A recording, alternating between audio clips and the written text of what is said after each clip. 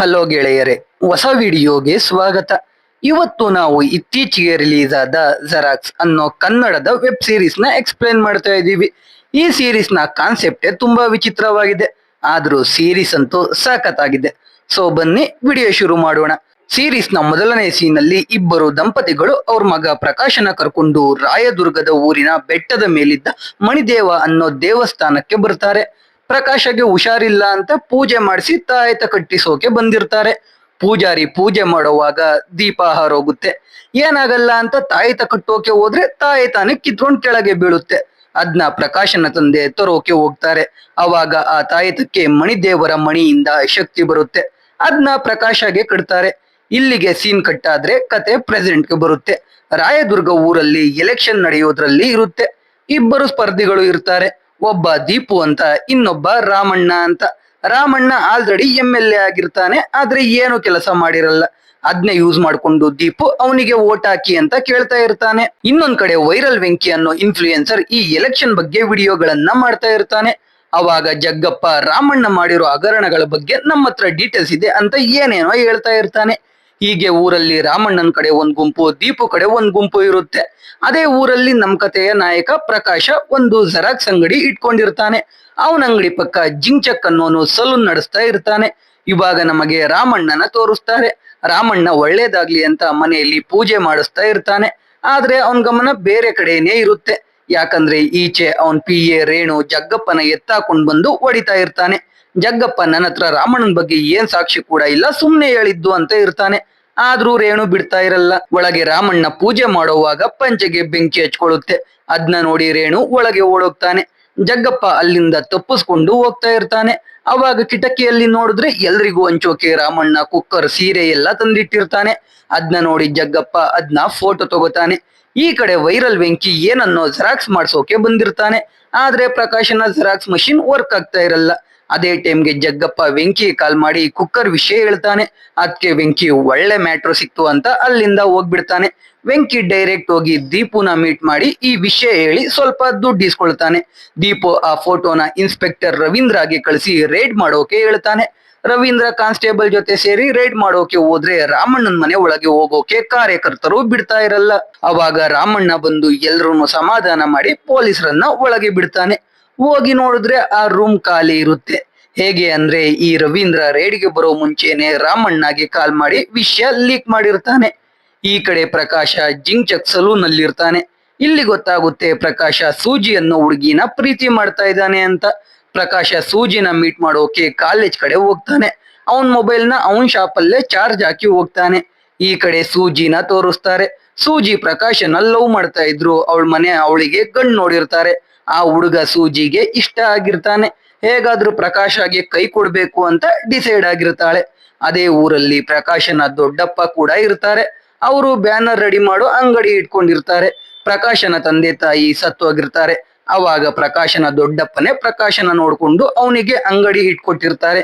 ಇವಾಗ ಪ್ರಕಾಶ call receive ಮಾಡ್ತಿಲ್ಲ ಅಂತ ಅವರೇ ಅಂಗಡಿ ಹತ್ರ ಬರ್ತಾರೆ. ಅಲ್ಲಿ ಜಿಂಚಕ್ನ ಭೇಟಿಯಾಗಿ ಪ್ರಕಾಶ ಎಲ್ಲಿ ಅಂತ ಕೇಳಿದ್ರೆ ಅವನು ಗೊತ್ತಿಲ್ಲ ಅಂತಾನೆ. ಅವಾಗ್ಲೇ ಸೂಜಿ ಕಾಲ್ ಮಾಡ್ತಾಳೆ. ಅದ್ನ ದೊಡ್ಡಪ್ಪ ರಿಸೀವ್ ಮಾಡ್ತಾರೆ. ಅವಾಗ ಜಿಂಚಕ್ ಎಲ್ಲಾ ನಿಜ ಹೇಳ್ತಾನೆ. ದೊಡ್ಡಪ್ಪ ಪ್ರಕಾಶಗೆ ಬೈಕೊಂಡು ಪಾನ್ ಕಾರ್ಡ್ ನ ಜೆರಾಕ್ಸ್ ಮಾಡೋಕೆ ಇಡ್ತಾನೆ. ಅಷ್ಟ್ರಲ್ಲಿ ದೊಡ್ಡಪ್ಪಗೆ ಯಾವ್ದೋ ಕಾಲ್ ಬರುತ್ತೆ. ಅವರು ಪಾನ್ ಕಾರ್ಡ್ ಮಷೀನ್ ಅಲ್ಲೇ ಬಿಟ್ಟು ಹೋಗ್ಬಿಡ್ತಾರೆ. ಈ ಕಡೆ ಪ್ರಕಾಶ ಹೋಗಿ ಸೂಜಿನ ಭೇಟಿಯಾಗಿ ಗೋಬಿ ಅಂಗಡಿ ಹತ್ರ ಹೋಗ್ತಾರೆ. ಮಾರನೇ ದಿನವೇ ಸೂಜಿ ಬರ್ಡೇ ಇರುತ್ತೆ. ಸೂಜಿ ಬರ್ಡೇಗೆ ಗೋಲ್ಡ್ ಚೈನ್ ಬೇಕು ಅಂತ ಕೇಳ್ತಾಳೆ. ಅವಳಿಗೂ ಗೊತ್ತಿರುತ್ತೆ ಪ್ರಕಾಶ ಕೈಲಿ ಕೊಡ್ಸೋಕೆ ಆಗಲ್ಲ ಅಂತ. ಹಾಗೆ ಇಬ್ರು ಮಾತಾಡ್ಕೊಂಡು ಮನೆ ಕಡೆ ಹೋಗ್ತಾರೆ. ಪ್ರಕಾಶ ಅವ್ರ ದೊಡ್ಡಪ್ಪನ ಭೇಟಿ ಆಗ್ತಾನೆ. ಅವ್ರ ದೊಡ್ಡಪ್ಪ ಬೈದು ಅವನ್ ಮೊಬೈಲ್ ನ ವಾಪಸ್ ಕೊಡ್ತಾನೆ. ಪ್ರಕಾಶ ಮಷೀನ್ ಸರಿ ಇಲ್ಲ ಅಂತ ಹೇಳಿ ಅಲ್ಲಿಂದ ವಾಪಸ್ ಅಂಗಡಿಗೆ ಹೋಗ್ತಾನೆ. ಅಂಗಡಿ ಕ್ಲೋಸ್ ಮಾಡ್ತಾ ಇರ್ತಾನೆ. ನೋಡಿದ್ರೆ ಮಷೀನ್ ಆನ್ ಆಗಿ ಪಾನ್ ಕಾರ್ಡ್ ಜೆರಾಕ್ಸ್ ಬರೋಕೆ ಸ್ಟಾರ್ಟ್ ಆಗುತ್ತೆ. ಏನೇ ಮಾಡಿದ್ರು ಅದು ಆಫ್ ಆಗ್ತಾನೆ ಇರಲ್ಲ. ಸ್ವಿಚ್ ನ ಆಫ್ ಮಾಡಿದ್ರು ಜೆರಾಕ್ಸ್ ಬರ್ತಾನೆ ಇರುತ್ತೆ. ಅವಾಗ್ಲೇ ಪ್ರಕಾಶನ ತಾಯ್ತ ಮಷೀನ್ಗೆ ಟಚ್ ಆಗುತ್ತೆ. ಕರೆಂಟ್ ಹೋಗುತ್ತೆ. ಈಚೆ ಮಳೆ ಬರ್ತಾ ಇರುತ್ತೆ. ಜೋರಾಗಿ ಸಿಡಿಲು ಕೂಡ ಬಡಿಯುತ್ತೆ. ಮಷೀನ್ ಅಲ್ಲಿ ಲೈಟ್ ಗ್ಲೋ ಆಗೋಕೆ ಶುರು ಆಗುತ್ತೆ. ಜೆರಾಕ್ಸ್ ಸ್ಟಾಪ್ ಆಗುತ್ತೆ. ಆದ್ರೆ ಶಾಕಿಂಗ್ ಅನ್ನೋ ಹಾಗೆ ಮಷೀನ್ ಪಕ್ಕ ದೊಡ್ಡಪ್ಪ ಕೂತಿರ್ತಾರೆ. ಆದ್ರೆ ಉಸಿರಾಡ್ತಾ ಇರಲ್ಲ. ಅದ್ನ ನೋಡಿ ಪ್ರಕಾಶ ಶಾಕ್ ಆಗೋಗ್ತಾನೆ. ಇಲ್ಲಿಗೆ ಎಪಿಸೋಡ್ 1 ಮುಗಿಯುತ್ತೆ. ಇವಾಗ ಎಪಿಸೋಡ್ 2 ನೋಡ್ತಾ ಹೋಗೋಣ. ಎಪಿಸೋಡ್ 2ರ ಮೊದಲನೇ ಸೀನಲ್ಲಿ ಪ್ರಕಾಶ ಅಂಗಡಿ ಒಳಗೆ ಇರ್ತಾನೆ. ಅಲ್ಲಿಗೆ ಜಿಂಚಕ್ ಬರ್ತಾನೆ. ಅವನು ದೊಡ್ಡಪ್ಪ ಬಿದ್ದಿರೋದ್ನ ನೋಡ್ತಾನೆ. ಪ್ರಕಾಶ ಎಣ್ಣೆ ಕುಡಿದು ಬಿದ್ದಿದ್ದಾರೆ ಅಂತ ಸುಳ್ಳು ಹೇಳ್ತಾನೆ. ಜಿಂಚಕ್ ಸುಮ್ನೆ ಹೋಗ್ಬಿಡ್ತಾನೆ. ಅಲ್ಲಿಂದ ಹೋಗ್ತಿದ್ದ ಜಿಂಚಕ್ಕೆ ಊರೊಳಗೆ ದೊಡ್ಡಪ್ಪ ಕಾಣಿಸ್ತಾರೆ. ಜಿಂಚಕ್ಕೆ ಅದನ್ನ ನೋಡಿ ಶಾಕ್ ಆಗುತ್ತೆ. ಆದ್ರೂ ಏನು ಮಾತಾಡದೆ ಸುಮ್ನೆ ಹೋಗ್ತಾನೆ. ಈ ಕಡೆ ಪ್ರಕಾಶ ಗಾಬರಿಯಲ್ಲಿ ಅವನ್ ದೊಡ್ಡಪ್ಪನ ನಂಬರ್ಗೆ ಕಾಲ್ ಮಾಡಿದ್ರೆ ಅವರು ರಿಸೀವ್ ಮಾಡಿ ಮಾತಾಡ್ತಾರೆ. ಪ್ರಕಾಶಗೆ ಅಲ್ಲಿ ಏನಾಗ್ತಿದೆ ಅಂತ ಕೂಡ ಗೊತ್ತಾಗ್ತಾ ಇರಲ್ಲ. ಅವಾಗ ಪ್ರಕಾಶ ಕೆಳಗೆ ಬಿದ್ದಿದ್ದ ಅವನ್ ತಾಯೇತ ತಗೋತಾನೆ. ಅವನ್ ದೊಡ್ಡಪ್ಪ ಕಂಡ್ಬಿಡ್ತಾರೆ. ಪ್ರಕಾಶ ಏನ್ ಮಾತಾಡಿದ್ರು ಅವರು ಕೂಡ ಹಾಗೆ ಮಾತಾಡ್ತಾ ಇರ್ತಾರೆ. ಪ್ರಕಾಶ ತಾಯೇತ ಕೆಳಗೆ ಹಾಕ್ದಾಗ ಅವರು ಸತ್ತ ಹಾಗೆ ಬಿದ್ದೋಗ್ತಾರೆ. ಅವಾಗ ಮಷೀನ್ ಇಂದ ಪ್ರಕಾಶ ಅವ್ರ ದೊಡ್ಡಪ್ಪನ ಪಾನ್ ಕಾರ್ಡ್ ಈಚೆ ತೆಗಿತಾನೆ. ಅವನ್ ದೊಡ್ಡಪ್ಪ ಇದ್ದಕ್ಕಿದ್ದ ಹಾಗೆ ಮಾಯ ಆಗ್ಬಿಡ್ತಾರೆ. ಈ ಕಡೆ ಸೂಜಿ ಅವ್ರ ತಂದೆ ನೋಡಿದ್ದ ಹುಡುಗ ರೇವಂತ್ ನ ಭೇಟಿ ಆಗ್ತಾಳೆ. ರೇವಂತ್ ಸೂಜಿನ ಮನೆ ಕಡೆ ಕರ್ಕೊಂಡು ಹೋಗ್ತಾ ಇರ್ತಾನೆ. ಅವಾಗ ಅವನು ಸೂಜಿಗೆ ಒಂದು ರಿಂಗ್ ಕೊಡ್ತಾನೆ. ಸೂಜಿ ಖುಷಿ ಆಗೋಗ್ತಾಳೆ. ಆಮೇಲೆ ರೇವಂತ್ ಸೂಜಿನ ಕರ್ಕೊಂಡೋಗಿ ಅವಳ ಮನೆ ಬಳಿಗೆ ಡ್ರಾಪ್ ಮಾಡಿ ಅವಳಿಗೆ ಕಾಲ್ ಮಾಡ್ಕೊಂಡು ಅವಳ ಜೊತೆ ಮಾತಾಡ್ಕೊಂಡು ಮನೆ ಕಡೆ ಹೋಗ್ತಾ ಇರ್ತಾನೆ. ಕರೆಕ್ಟ್ ಆಗಿ 12 ಗಂಟೆಗೆ ಬರ್ಡೇ ವಿಶ್ ಮಾಡಿ ಕಾಲ್ ಕಟ್ ಮಾಡ್ತಾನೆ. ಇದರಿಂದ ಸೂಜಿಗೆ ರೇವಂತ್ ಇನ್ನೂ ಇಷ್ಟ ಆಗ್ತಾನೆ. ಆದ್ರೆ ಈ ಕಡೆ ನಮ್ ಪ್ರಕಾಶ ಮಷೀನ್ ಏನಾಗಿದೆ ಅಂತ ಚೆಕ್ ಮಾಡ್ತಾ ಇರ್ತಾನೆ. ಅವನಿಗೆ ಆ ತಾಯಿತದಿಂದಾನೇ ಪವರ್ ಬಂದಿರೋದು ಅಂತ ಗೊತ್ತಾಗುತ್ತೆ. ಅದಕ್ಕೆ ಮತ್ತೆ ಅವನ್ ದೊಡ್ಡಪ್ಪನ ಪಾನ್ ಕಾರ್ಡ್ ನ ಇಡ್ತಾನೆ. ತಾಯತಾನ ಮಷೀನ್ಗೆ ಟಚ್ ಮಾಡ್ತಾನೆ. ಅಷ್ಟೇ ಅವನ್ ದೊಡ್ಡಪ್ಪ ಪ್ರತ್ಯಕ್ಷ ಆಗ್ತಾನೆ. ಪ್ರಕಾಶ ಅವನ್ ದೊಡ್ಡಪ್ಪಗೆ ಬೈತಾನೆ. ಆಮೇಲೆ ಅವನ್ ತಂದೆ ತಾಯಿ ಫೋಟೋ ಕೂಡ ಇಡ್ತಾನೆ. ಆದ್ರೆ ವರ್ಕ್ ಆಗಲ್ಲ. ಒಂದ್ಸಲ ಒಂದೇ ಫೋಟೋ ಇಡಬೇಕು ಅಂತ ಕಟ್ ಮಾಡಿ ಅವನ್ ತಾಯಿ ಫೋಟೋ ಇಡ್ತಾನೆ. ಅವನ್ ತಾಯಿ ಪ್ರತ್ಯಕ್ಷ ಆಗ್ತಾರೆ. ಹಾಗೆ ಅವನ್ ತಂದೆ ಜೊತೆಗೆ ಡಾಕ್ಟರ್ ರಾಜ್ಕುಮಾರ್ ಫೋಟೋ ಕೂಡ ಇಟ್ಟು ಟೆಸ್ಟ್ ಮಾಡ್ತಾನೆ. ಕಡೆಗೆ ಅವನ ಹತ್ರ ಇದ್ದ ಸೂಜಿ ಫೋಟೋನು ಇಡ್ತಾನೆ. ಸೂಜಿನು ಪ್ರತ್ಯಕ್ಷ ಆಗ್ತಾಳೆ. ಅವನು ಸೂಜಿ ಜೊತೆ ಮಾತಾಡ್ತಾ ಸೂಜಿಗೆ ಮುತ್ ಕೊಡೋಕೆ ಕಣ್ಮುತ್ತಾನೆ. ಅವಾಗ ಅವನಿಗೆ ಸೂಜಿ ಅವನ್ ತರಾನೇ ಕಾಣಿಸ್ತಾಳೆ. ಅವಾಗ ಪ್ರಕಾಶಗೆ ಒಂದ್ ವಿಷಯ ಗೊತ್ತಾಗುತ್ತೆ. ಅದೇನೆಂದ್ರೆ ಪ್ರಕಾಶ ತಾಯ್ತ ಹಿಡ್ಕೊಂಡು ಕಣ್ಮುಚ್ಚಿದ್ರೆ ಅವ್ನ್ ಮಾಡಿರೋ ಜೆರಾಕ್ಸ್ ಗಳನ್ನ ಕಂಟ್ರೋಲ್ ಮಾಡಬಹುದು ಅಂತ. ಇದ್ರಿಂದ ಪ್ರಕಾಶಗೆ ತುಂಬಾ ಖುಷಿ ಆಗುತ್ತೆ. ಆ ತಾಯ್ತ ಯೂಸ್ ಮಾಡ್ಕೊಂಡು ಬೇಜಾನ್ ದುಡ್ಡು ಮಾಡ್ಬೇಕು ಅಂತ ಡಿಸೈಡ್ ಆಗ್ತಾನೆ. ಮಾರನೇ ದಿನ ಸೂಜಿನ ಭೇಟಿ ಆಗ್ತಾನೆ. ಅವಳಿಗೆ ಇವಾಗ ಪ್ರಕಾಶ ಮೇಲೆ ಲವ್ ಕಡಿಮೆ ಆಗಿರುತ್ತೆ. ಅದಕ್ಕೆ ಪ್ರಕಾಶ ವಿಶ್ ಮಾಡಿದ್ರೆ ಗಿಫ್ಟ್ ಎಲ್ಲಿ ಅಂತಾಳೆ. ಅವನು ಏನ್ ಬೇಕು ಕೇಳು ತರ್ತೀನಿ ಅಂತಾನೆ. ಸೂಜಿ ಅಲ್ಲೇ ಇದ್ದ ಸೇಟು ಅಂಗಡಿ ಕಾರ್ಡ್ ತೋರಿಸಿ ಈ ಚೈನ್ ಬೇಕು ಅಂತಾಳೆ. ಪ್ರಕಾಶ ಅಷ್ಟೇ ತಾನೇ ತರ್ತೀನಿ ಅಂತ ಆ ಫೋಟೋ ತಗೊಂಡು ಅಂಗಡಿಗೆ ಹೋಗ್ತಾನೆ. ಅದ್ ನಮ್ ಮಷೀನ್ ಅಲ್ಲಿ ಇಡ್ತಾನೆ. ಆದ್ರೆ ಅದು ಜೆರಾಕ್ಸ್ ಆಗಲ್ಲ. ಬರೀ ಚೈನ್ ಫೋಟೋನ ಕಟ್ ಮಾಡಿ ಇಡ್ತಾನೆ. ಆದ್ರೂ ಜೆರಾಕ್ಸ್ ಆಗಲ್ಲ. ಅವಾಗ ಗೊತ್ತಾಗುತ್ತೆ ಆ ಮಷೀನ್ ಇಂದ ಕೇವಲ ಮನುಷ್ಯರನ್ನ ಮಾತ್ರ ಡೂಪ್ಲಿಕೇಟ್ ಮಾಡಬಹುದು ಅಂತ. ಅದಕ್ಕೆ ಪ್ರಕಾಶ ಸೇಟು ಅಂಗಡಿಗೆ ಹೋಗ್ತಾನೆ. ಆ ಚೈನ್ ತರಾನೇ ಉಮಾ ಗೋಲ್ಡ್ ಇದ್ರೆ ಕೊಡಿ ಅಂತಾನೆ. ಸೇಟು ಸಂಜೆ 7 ಗಂಟೆಗೆ ಬಾ ರೆಡಿ ಮಾಡಿರ್ತೀನಿ ಅಂತಾನೆ. ಪ್ರಕಾಶ ಸರಿ ಅಂತ ಅಲ್ಲಿಂದ ಹೋಗ್ತಾ ಸೇಟು ಫೋಟೋ ಇರೋ ವಿಸಿಟಿಂಗ್ ಕಾರ್ಡ್ ಎತ್ಕೊಂಡು ಹೋಗ್ತಾನೆ. ಹೋಗಿ ಸೇಟುನ ಜೆರಾಕ್ಸ್ ಮಾಡ್ತಾನೆ. ಅಲ್ಲಿಂದ ಸೇಟು ತರ ನಾಟಕ ಆಡ್ತಾ ಅಂಗಡಿಗೆ ಹೋಗಿ ಕೆಲಸ ಮಾಡೋನ ಇಡ್ಲಿ ತಗೊಂಡ್ ಬಾ ಅಂತ ಕಳಿಸಿ ಸ್ವಲ್ಪ ದುಡ್ಡು ಮತ್ತೆ ಆ ಚೈನ್ ನ ಕವರ್ಗೆ ಹಾಕೊಂಡು ಅಲ್ಲಿಂದ ಎಸ್ಕೇಪ್ ಆಗ್ತಾನೆ. ಆಮೇಲೆ ಸೇಟು ಅಂಗಡಿಗೆ ಬರ್ತಾನೆ. ಕೆಸ್ದೋನಿಗೆ ಬೈದು ಡೂಪ್ಲಿಕೇಟ್ ನ ಹುಡುಕೋಕೆ ಶುರು ಮಾಡ್ತಾರೆ. ಈ ಕಡೆ ಜೆರಾಕ್ಸ್ ಸೇಟುನ ನೋಡಿ ಸೇಟು ಡವ್ ಮನೆಗೆ ಕರ್ಕೊಂಡು ಹೋಗ್ತಾಳೆ. ಅವಳು ಫ್ರೆಶ್ ಅಪ್ ಆಗೋಕೆ ಹೋದಾಗ ಈ ಕಡೆ ಪ್ರಕಾಶಗೆ ಬಿಕ್ಕಳಿಕೆ ಸ್ಟಾರ್ಟ್ ಆಗುತ್ತೆ. ಜೆರಾಕ್ಸ್ ಸೇಟುಗೂ ಬಿಕ್ಕಳಿಕೆ ಶುರು ಆಗುತ್ತೆ. ಅದಕ್ಕೆ ಜೆರಾಕ್ಸ್ ಸೇಟು ಅಲ್ಲಿಂದ ಒಂದು ಕಾಡೊಳಗೆ ಓಡೋಗಿ ಒಂದು ಜಾಗದಲ್ಲಿ ಚಿನ್ನ ದುಡ್ಡು ಇಡ್ತಾನೆ. ಅಷ್ಟೊತ್ತಿಗೆ ಪ್ರಕಾಶ ತಾಯಿತ ಕೈಯಿಂದ ಬಿಡ್ತಾನೆ. ಸೇಟು ಮಾಯ ಆಗ್ತಾನೆ. ಪ್ರಕಾಶ ಅಲ್ಲಿಂದ ಕಾಡಿಗೆ ಹೋಗಿ ಚೈನ್ ದುಡ್ಡೆಲ್ಲ ಎತ್ಕೊಂಡು ಜೇಬಲ್ಲಿ ಇಡ್ಕೋತಾನೆ. ಆ ಗ್ಯಾಪ್ ಅಲ್ಲಿ ತಾಯಿತ ಜೇಬಿಂದ ಕೆಳಗೆ ಬಿದ್ದೋಗುತ್ತೆ. ಅದು ಗೊತ್ತಿಲ್ಲದೆ ಪ್ರಕಾಶ ಅಲ್ಲಿಂದ ಹೊರಟೋಗ್ತಾನೆ. ಇಲ್ಲಿಗೆ ಎಪಿಸೋಡ್ 2 ಮುಗಿಯುತ್ತೆ. ಇವಾಗ ಎಪಿಸೋಡ್ 3 ನೋಡ್ತಾ ಹೋಗೋಣ. ಎಪಿಸೋಡ್ 3ರ ಮೊದಲನೇ ಸೀನಲ್ಲಿ ಪ್ರಕಾಶ ಬಸ್ ಅಲ್ಲಿ ಗೋಬಿ ಅಂಗಡಿ ಬಳಿಗೆ ಹೋಗ್ತಾ ಇರ್ತಾನೆ. ಅಲ್ಲಿಗೆ ಸೂಜಿನ ಬರೋಕೆ ಹೇಳ್ತಾನೆ. ಅವಾಗ ಅವನಿಗೆ ತಾಯಿತ ಬಿದ್ದೋಗಿರೋದು ಗೊತ್ತಾಗಿ ವಾಪಸ್ ಅಲ್ಲಿಗೆ ಓಡೋಗ್ತಾನೆ. ಸೂಜಿ ಕಾಲ್ ಮಾಡಿ ಇಷ್ಟೊತ್ತಾದ್ರೂ ಬರ್ಲಿಲ್ಲ ಅಂತ ಬೈತಾ ಇರ್ತಾಳೆ. ಕಡೆಗೂ ಪ್ರಕಾಶಗೆ ತಾಯಿತ ಸಿಗುತ್ತೆ. ಆದ್ರೆ ಸೂಜಿನ ಭೇಟಿ ಆಗೋಕೆ ಆಗಲ್ಲ. ಈ ಕಡೆ ಸೂಜಿಗೆ ಒಂದು ಹೋಟೆಲ್ ಹತ್ರ ರೇವಂತ್ ಕಾಣಿಸ್ತಾನೆ. ಅದು ಯಾವುದೋ ಹುಡುಗಿ ಜೊತೆ. ಆದ್ರೆ ರೇವಂತ್ ಸೂಜಿಗೆ ಮೈಸೂರಿಗೆ ಹೋಗ್ತೀನಿ ಅಂತ ಹೇಳಿರ್ತಾನೆ. ಸೂಜಿ ಮತ್ತೆ ಕಾಲ್ ಮಾಡಿದ್ರು ಅವನು ಮೈಸೂರಲ್ಲಿದ್ದೀನಿ ಅಂತ ಸುಳ್ಳು ಹೇಳ್ತಾನೆ. ಇದರಿಂದ ಸೂಜಿಗೆ ರೇವಂತ್ ಮೇಲೆ ಡೌಟ್ ಶುರು ಆಗುತ್ತೆ. ಅದಕ್ಕೆ ಅವಳು ರೇವಂತ್ ಫೋಟೋಸ್ ತೆಗೆದು ನನ್ಗ್ಯಾಕ್ ಮೋಸ ಮಾಡ್ತಿದ್ದೀಯಾ ಅಂತ ವಾಯ್ಸ್ ಮೆಸೇಜ್ ನ ಕಳಿಸ್ತಾಳೆ. ಆದ್ರೆ ಅದು ಮಿಸ್ ಆಗಿ ಪ್ರಕಾಶಗೆ ಹೋಗ್ಬಿಡುತ್ತೆ. ಪ್ರಕಾಶ ಸೂಜಿಗೆ ಕಾಲ್ ಮಾಡಿ ಕೇಳ್ತಾನೆ. ಅವಳು ನಾಳೆ ಸಿಗು ಎಲ್ಲ ಮಾತಾಡೋಣ ಅಂತ ಹೇಳಿ ಕಾಲ್ ಕಟ್ ಮಾಡ್ತಾಳೆ. ಪಾಪ ಪ್ರಕಾಶಗೆ ತುಂಬಾ ಬೇಜಾರಾಗುತ್ತೆ. ಮಾರನೇ ದಿನ ರೇವಂತ್ ಕೂಡ ಸೂಜಿನ ಭೇಟಿಯಾಗೋಕೆ ಕಾಲೇಜ್ ಹತ್ರ ಬಂದು ಸೂಜಿಗೆ ಈಚೆ ಬರೋಕೆ ಹೇಳ್ತಾನೆ. ಸೂಜಿ ಈಚೆ ಬರ್ತಾ ಇದ್ರೆ ರೇವಂತ್ ಯಾವುದೋ ಹುಡುಗಿ ಜೊತೆ ಕಾರಲ್ಲಿ ಹೋಗ್ತಾ ಇರ್ತಾನೆ. ಯಾರು ಅಂತ ನೋಡಿದ್ರೆ ಸೂಜಿನೇ. ಆದ್ರೆ ಪ್ರಕಾಶ ಮಾಡಿರೋ ಡೂಪ್ಲಿಕೇಟ್ ಸೂಜಿ ರೇವಂತ್ ಫೋನ್ ಇಸ್ಕೊಂಡು ಸೂಜಿ ನಂಬರ್ ನ ಬ್ಲಾಕ್ ಮಾಡ್ತಾಳೆ. ರೇವಂತ್ ಸೂಜಿಗೆ ಯಾವ್ದೋ ಜಮೀನ್ ಮ್ಯಾಟ್ರು ಅದಕ್ಕೆ ಆ ಹುಡುಗಿ ಜೊತೆ ಇದ್ದಿದ್ದು ಅಂತ ಹೇಳ್ತಾನೆ. ಅದು ಕೂಡ ನಿಜಾನೇ ಆಗಿರುತ್ತೆ. ಆಮೇಲೆ ಡೂಪ್ಲಿಕೇಟ್ ಸೂಜಿ ರೇವಂತ್ ಇಂದಾನೆ ಎಲ್ಲ ನಿಜ ತಿಳ್ಕೊಳ್ತಾಳೆ. ನಿಜ ಎಲ್ಲ ಗೊತ್ತಾಗ್ತಿದ್ದ ಹಾಗೆ ಪ್ರಕಾಶ್ಗೆ ತುಂಬಾ ಬೇಜಾರಾಗುತ್ತೆ. ಇನ್ನೊಂದ್ ಕಡೆ ರಾಮಣ್ಣನ ಪಿಎ ರೇಣು ಜಗ್ಗಪ್ಪನ ಹಿಡಿದು ಹೊಡೆದಿರ್ತಾನೆ. ರೇಣು ಹತ್ರನೇ ರಾಮಣ್ಣನ ರಾಸಲೀಲೆ ವಿಡಿಯೋಗಳು ಇರೋ ಪೆನ್ ಡ್ರೈವ್ ಇರುತ್ತೆ. ಅದನ್ನ ಹಿಡ್ಕೊಂಡು ರಾಮಣ್ಣನ ಬ್ಲಾಕ್ ಮೇಲ್ ಮಾಡೋಕೆ ಜಗ್ಗಪ್ಪನ ಯೂಸ್ ಮಾಡ್ಕೋಬೇಕು ಅಂತ ರೇಣು ಡಿಸೈಡ್ ಆಗಿರ್ತಾನೆ. ಈ ಕಡೆ ರೇವಂತ್ ಡೂಪ್ಲಿಕೇಟ್ ಸೂಜಿನ ಸಮಾಧಾನ ಮಾಡಿ ವಾಪಸ್ ಮನೆಗೆ ಬಿಡೋಕೆ ಕರ್ಕೊಂಡು ಹೋಗ್ತಾ ಇರ್ತಾನೆ. ಅಷ್ಟರಲ್ಲಿ ಅಂಗಡಿಗೆ ಮಷಿನ್ ರೆಡಿ ಮಾಡೋಕೆ ದೊಡ್ಡಪ್ಪ ಒಬ್ರನ್ನ ಕಳಿಸ್ತಾರೆ. ಅವ್ರು ಬಂದಾಗ ಪ್ರಕಾಶನ ಕೈಯಲ್ಲಿದ್ದ ತಾಯ್ತ ಮಷಿನ್ ಕೆಳಗೆ ಬಿದ್ದೋಗುತ್ತೆ. ಈ ಕಡೆ ಡೂಪ್ಲಿಕೇಟ್ ಸೂಜಿ ಸತ್ತ ಹಾಗೆ ಬಿದ್ದೋಗ್ತಾಳೆ. ಅದ್ನ ನೋಡಿ ಗಾಬರಿಯಾದ ರೇವಂತ್ ಸೂಜಿನ ಆಸ್ಪತ್ರೆ ಕಡೆ ಕರ್ಕೊಂಡು ಹೋಗ್ತಾನೆ. ಈ ಕಡೆ ಜಗ್ಗಪ್ಪ ರಾಮಣ್ಣಾಗಿ ಪೆನ್ ಡ್ರೈವ್ ಬೇಕು ಅಂದ್ರೆ 3 ಕೋಟಿ ದುಡ್ಡು ತಗೊಂಡ್ ಬಾ ಅಂತ ವಿಡಿಯೋ ಮಾಡಿ ಕಳಿಸ್ತಾರೆ. ಪಾಪ ರಾಮಣ್ಣ ರೇಣುಗೆ ಕಾಲ್ ಮಾಡಿದ್ರೆ ರೇಣು ಜಗ್ಗಪ್ಪನನ್ನ ಹಿಡ್ಕೊಂಡಿದ್ದಾನೆ ಅಂತ ನಾಟಕ ಆಡ್ತಾನೆ. ಈ ರೇಣು ಜೊತೆಗೆ ಇನ್ಸ್ಪೆಕ್ಟರ್ ರವೀಂದ್ರ ಕೂಡ ಸೇರ್ಕೊಂಡಿರ್ತಾನೆ. ಈ ಕಡೆ ಕರೆಂಟ್ ಹೋದ ಕಾರಣ ಮಷಿನ್ ರೆಡಿ ಮಾಡೋಕೆ ಆಗಲ್ಲ. ಆ ವ್ಯಕ್ತಿ ಹೋಗ್ಬಿಡ್ತಾನೆ. ಆದ್ರೆ ಪ್ರಕಾಶ್ಗೆ ಇನ್ನೂ ತಾಯ್ತ ಸಿಕ್ಕಿರಲ್ಲ. ಈ ಕಡೆ ರೇವಂತ್ ಸೂಜಿನ ಆಸ್ಪತ್ರೆಗೆ ಕರ್ಕೊಂಡು ಹೋಗ್ತಾನೆ. ಡಾಕ್ಟರ್ ಚೆಕ್ ಮಾಡಿ ಸತ್ತೋಗಿದ್ದಾಳೆ ಅಂತಾರೆ. ಇಲ್ಲಿಗೆ 3ನೇ ಎಪಿಸೋಡ್ ಮುಗಿಯುತ್ತೆ.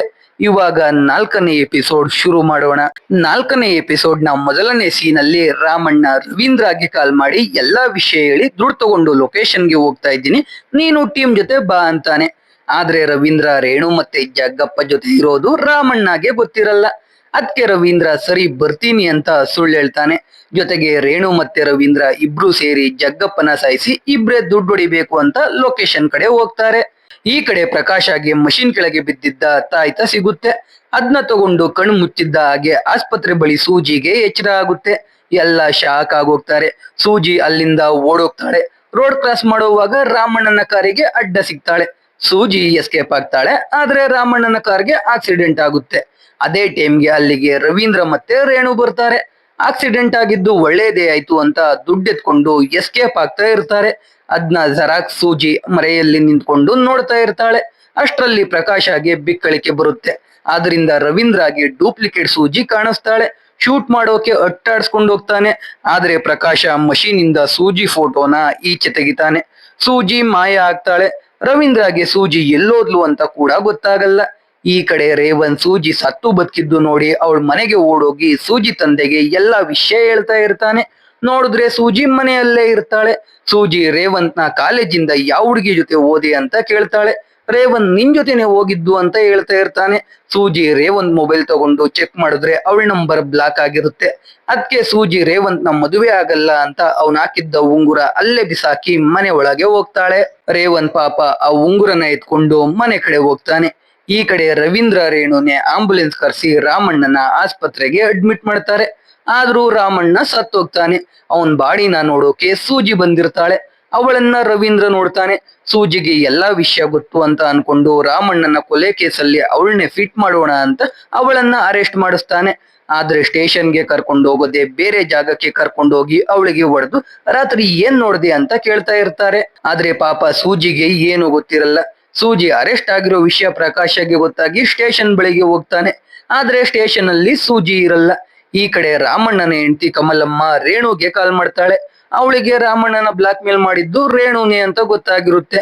ಅವನ್ನ ಮನೆಗೆ ಕರೆದು ದುಡ್ಡು ತಗೊಂಡ್ ಬಂದ್ಕೊಡು, ಎಲೆಕ್ಷನ್ಗೆ ನಾನೇ ನಿಂತ್ಕೋತೀನಿ, ನೀನು ನನ್ಗೆ ಸಪೋರ್ಟ್ ಮಾಡುವಾಗಿದ್ರೆ ನಿನ್ ಬಗ್ಗೆ ಎಲ್ಲೂ ಬಾಯ್ ಬಿಡಲ್ಲ ಅಂತಾಳೆ. ರೇಣು ಸರಿ ಅಂತಾನೆ. ಇವಾಗ ಪ್ರಕಾಶ್ಗೆ ಏನ್ ಮಾಡ್ಬೇಕು ಅಂತ ಗೊತ್ತಾಗದೆ ಡೈರೆಕ್ಟ್ ದೀಪು ಮನೆಗೆ ಹೋಗ್ತಾನೆ. ತಾಯ್ತ ತೋರಿಸಿ ಇದ್ರಲ್ಲಿ ಪವರ್ ಇದೆ, ಯಾರನ್ನ ಬೇಕಾದ್ರೂ ಜೆರಾಕ್ಸ್ ಮಾಡ್ಬೋದು ಅಂತ ಹೇಳ್ತಾ ಇರ್ತಾನೆ. ಆದ್ರೆ ಪ್ರಕಾಶನ ಮನೆ ಒಳಗೆ ಬಿಡೋದೇ ಇಲ್ಲ. ಅದಕ್ಕೆ ಪ್ರಕಾಶ ಪ್ಲಾನ್ ಮಾಡಿ ದೀಪು ಫೋಟೋ ಇರೋ ಪೋಸ್ಟರ್ ತಗೊಂಡು ಅಂಗಡಿಗೆ ಹೋಗ್ತಾನೆ. ಇಲ್ಲಿಗೆ 4ನೇ ಎಪಿಸೋಡ್ ಮುಗಿಯುತ್ತೆ. ಇವಾಗ 5ನೇ ಎಪಿಸೋಡ್ ನೋಡ್ತಾ ಹೋಗೋಣ. 5ನೇ ಎಪಿಸೋಡ್ ನ ಮೊದಲನೇ ಸೀನ್ ಅಲ್ಲಿ ಪ್ರಕಾಶ ದೀಪು ಜೆರಾಕ್ಸ್ ಮಾಡ್ತಾನೆ. ಈ ಕಡೆ ದೀಪು ಅವನ್ ಫ್ರೆಂಡ್ ಚನ್ನನ ಜೊತೆ ಮನೆಗೆ ಹೋಗ್ತಾನೆ. ಅವನ್ ಕಾರಿಂದ ಇಳಿದು ಸುಸು ಮಾಡೋಕೆ ಹೋಗ್ತಾನೆ. ಅವಾಗ ಪ್ರಕಾಶ ದೀಪು ತರ ಬರ್ತಾನೆ. ಅದ್ನ ನೋಡಿ ಸೆಕ್ಯೂರಿಟಿ ಗಾಬರಿ ಆಗ್ತಾನೆ. ಡೂಪ್ಲಿಕೇಟ್ ದೀಪು ಬಂದು ಚೆನ್ನನ ಕರ್ಕೊಂಡು ಸ್ಟೇಷನ್ ಕಡೆ ಹೋಗ್ತಾನೆ. ಚೆನ್ನ ಕಾರ್ ತಗೊಂಡು ಹೋಗೋದು ನೋಡಿ ರಿಯಲ್ ದೀಪು ಚೆನ್ನಾಗಿ ಕಾಲ್ ಮಾಡ್ತಾನೆ. ಆದ್ರೆ ಚೆನ್ನಾಗಿ ಡೂಪ್ಲಿಕೇಟ್ ರಿಸೀವ್ ಮಾಡಬೇಡ ಅಂತಾನೆ. ಅಲ್ಲಿಂದ ಸ್ಟೇಷನ್ಗೆ ಹೋದ ದೀಪು ರವೀಂದ್ರನ ಭೇಟಿಯಾಗಿ ನನ್ಗೆ ಎಲ್ಲ ವಿಷಯ ಗೊತ್ತು, ರಾಮಣ್ಣನ್ ಕೊಲೆ ಹಿಂದೆ ನೀನು ಮತ್ತೆ ರೇಣುನೇ ಇರೋದು. ಇವಾಗ ಸೂಜಿನ ರಿಲೀಸ್ ಮಾಡ್ಲಿಲ್ಲ ಅಂದ್ರೆ ಈ ಎಲ್ಲಾ ವಿಷಯ ನ್ಯೂಸ್ ಅಲ್ಲಿ ಬರೋ ಹಾಗೆ ಮಾಡ್ತೀನಿ ಅಂತಾನೆ.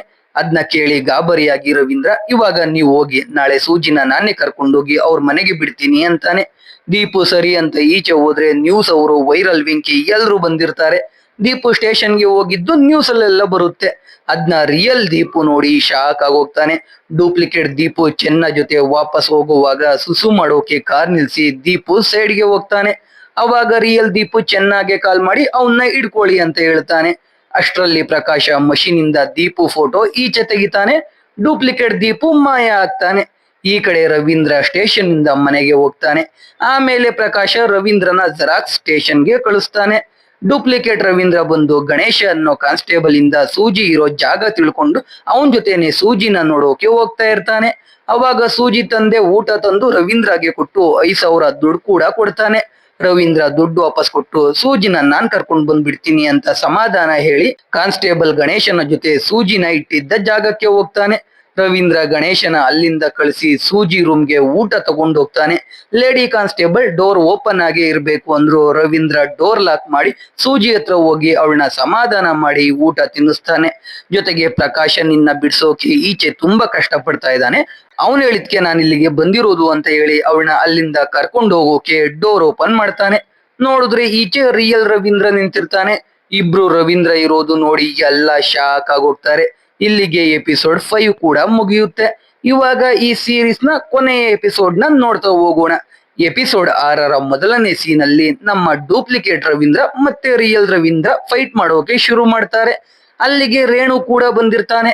ನಮ್ಮ ಜೆರಾಕ್ಸ್ ಹೇಗೋ ಮಾಡಿ ರವೀಂದ್ರನ ಲಾಕ್ ಮಾಡಿ ರೇಣುಗೆ ಅವನೇ ನಿಜವಾದ ರವೀಂದ್ರ ಅಂತ ನಂಬಿಸಿ ಸೂಜಿನ ಕರ್ಕೊಂಡು ರೇಣು ಜೊತೆ ಹೋಗ್ತಾ ಇರ್ತಾನೆ. ಅವಾಗ ರಿಯಲ್ ರವೀಂದ್ರ ಈಚೆ ಬಂದು ಲೇಡಿ ಕಾನ್ಸ್ಟೇಬಲ್ ಫೋನ್ ಇಸ್ಕೊಂಡು ರೇಣುಗೆ ಕಾಲ್ ಮಾಡಿ ಅವನು ಡೂಪ್ಲಿಕೇಟ್ ನಾನು ರಿಯಲ್ ಅಂತ ಹೇಳಿ ಅಲ್ಲೇ ಗಾಡಿನ ಸ್ಟಾಪ್ ಮಾಡೋಕೆ ಹೇಳಿ ರೇಣು ಇರೋ ಜಾಗಕ್ಕೆ ರಿಯಲ್ ರವೀಂದ್ರ ಹೋಗ್ತಾನೆ. ರೇಣು ಗಾಡಿನ ನಿಲ್ಸಿ ಜೆರಾಕ್ಸ್ ಮೇಲೆ ಅಟ್ಯಾಕ್ ಮಾಡ್ತಾನೆ. ಸೂಜಿ ಮತ್ತೆ ಜೆರಾಕ್ಸ್ ಹೇಗೋ ರೇಣುನ ಕಟ್ಟಾಕಿ ಅಲ್ಲಿಂದ ಎಸ್ಕೇಪ್ ಆಗ್ತಾರೆ. ಆದ್ರೆ ಸೂಜಿಗೆ ಈ ರವೀಂದ್ರ ಯಾರು ಅಂತ ತಲೆ ಕೆಡುತ್ತೆ. ಕಡೆಗೆ ಪ್ರಕಾಶ ಎಲ್ಲಾ ನಿಜ ಹೇಳಿ ಸೂಜಿನ ಶಾಪ್ಗೆ ಕರ್ಕೊಂಡು ಹೋಗ್ತಾನೆ. ಅಲ್ಲಿ ಸೂಜಿಗೆ ಅವಳು ರೇವನ್ ಜೊತೆ ಓಡಾಡ್ತಾ ಇದ್ರು ಪ್ರಕಾಶ ಅವಳಿಗೋಸ್ಕರ ಏನೆಲ್ಲ ಮಾಡ್ದ ಅಂತ ಗೊತ್ತಾಗಿ ಮತ್ತೆ ಪ್ರಕಾಶನ ಲವ್ ಮಾಡೋಕೆ ಶುರು ಮಾಡ್ತಾಳೆ. ಇವಾಗ ರಿಯಲ್ ರವೀಂದ್ರ ಸೂಜಿ ಮನೆಗೆ ಹೋಗ್ತಾನೆ. ಸೂಜಿ ಜೆರಾಕ್ಸ್ ಮನೆಯಲ್ಲಿ ಇರುತ್ತೆ. ಅದ್ನ ರಿಯಲ್ ಸೂಜಿ ಅನ್ಕೊಂಡು ಮತ್ತೆ ಅರೆಸ್ಟ್ ಮಾಡ್ತಾನೆ. ಸ್ಟೇಷನ್ ಅಲ್ಲಿ ವಿಚಾರಣೆ ಮಾಡುವಾಗ ಮೇಲಧಿಕಾರಿ ಕಾಲ್ ಮಾಡ್ತಾರೆ. ಅವ್ರ ಜೊತೆ ಮಾತಾಡಿ ಹಿಂದೆ ತಿರುಗಿದ್ರೆ ಸೂಜಿ ಮಾಯ ಆಗೋಗಿರ್ತಾಳೆ. ಪ್ರಕಾಶನ ಇದನ್ನೆಲ್ಲ ಪ್ಲಾನ್ ಮಾಡಿ ಸೂಜಿನ ಜಿಂಚಕ್ ಜೊತೆ ಊರ್ ಬಿಟ್ಟು ಕಳಿಸಿರ್ತಾನೆ. ಪ್ರಕಾಶ ಸೂಜಿನ ಹೇಗಾದ್ರೂ ಮಾಡಿ ಆ ಕೇಸಿಂದ ಈಚೆ ತರಬೇಕು ಅಂತ ಪ್ಲಾನ್ ಮಾಡಿರ್ತಾನೆ. ಅದೇ ರೀತಿ ಮಾರನೇ ದಿನ ಕಮಲಮ್ಮ ಒಂದು ಫಂಕ್ಷನ್ ಮಾಡ್ತಾ ಸಿಂಪತಿ ತಗೊಳ್ತಾ ಇರ್ತಾಳೆ. ಅಲ್ಲಿಗೆ ರಾಮಣ್ಣನ ಜೆರಾಕ್ಸ್ ಬರುತ್ತೆ. ಎಲ್ಲ ದೆವ್ವ ಅಂತ ಗಾಬರಿ ಆಗೋಗ್ತಾರೆ.